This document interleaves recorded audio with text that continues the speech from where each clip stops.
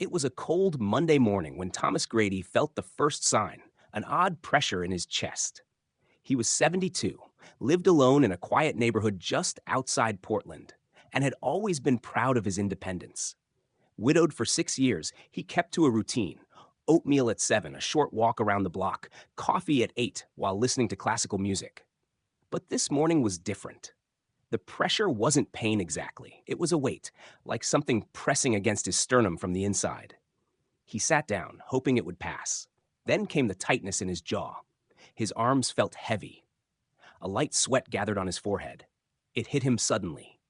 This might be a heart attack.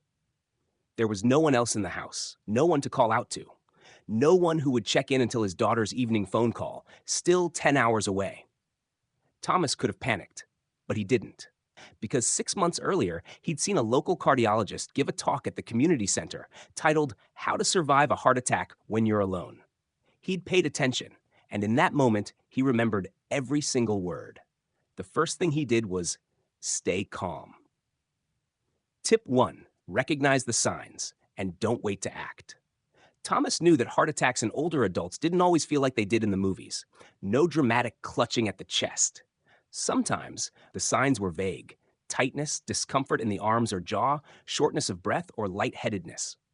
He'd read that in seniors, especially men over 60, the symptoms could come on gradually or feel more like indigestion. He also knew time was everything. He looked at the clock: 8:17 a.m.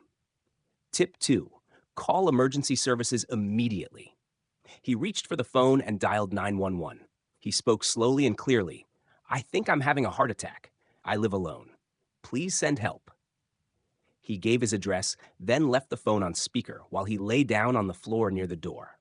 Emergency operators are trained to stay on the line and talk you through the wait. That voice might be the only one you hear for the next 15 minutes. Tip 3: chew, not swallow, an aspirin. Thomas kept a small bottle of baby aspirin in a drawer by the kitchen. The doctor at the seminar had said to chew one 325 milligrams regular aspirin, or 481 milligrams baby aspirin, immediately if symptoms appeared.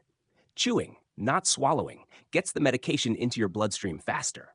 It helps thin the blood, potentially reducing damage as the clot forms. He made his way to the drawer slowly. Each movement felt heavier. He chewed the aspirin dry and sipped a bit of water. Tip 4: lie down near the front door and unlock it. The emergency operator reminded him, "Unlock the door. EMS might arrive in minutes, and every second counts."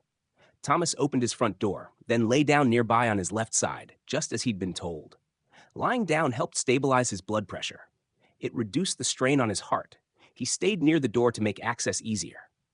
Time is brain during a stroke, and time is muscle during a heart attack. Every minute a blockage goes untreated, more heart muscle dies. Tip 5: don't try to drive yourself. Thomas had his keys in his pocket.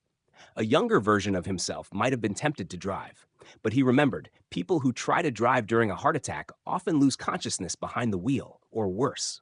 Emergency responders can begin treatment in the ambulance. Driving means wasting precious time and putting others in danger. So he waited, still, focused on breathing. The pressure in his chest grew stronger. His fingers felt cold, but he was still conscious.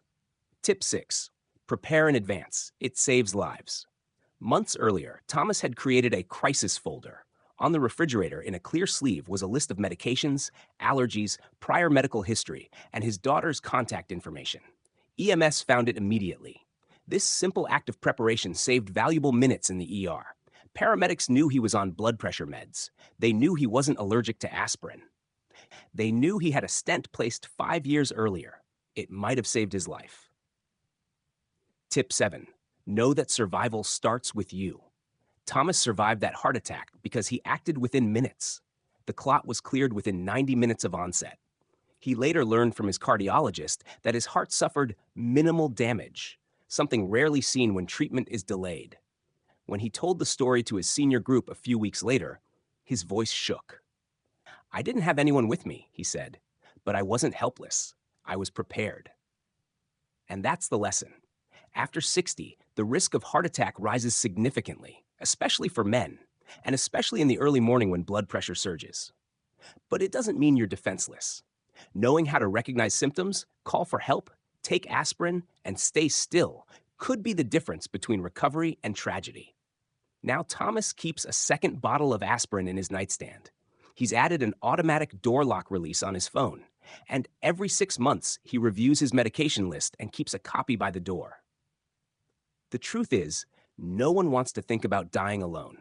But being alone doesn't mean being powerless. It means you must be ready to take charge. And if you're reading this at 60, 70, or even 80, remember, you're not too old to learn the skills that save lives. Because someday, just like Thomas, you might find yourself staring down those first few terrifying minutes. And how you respond could mean everything.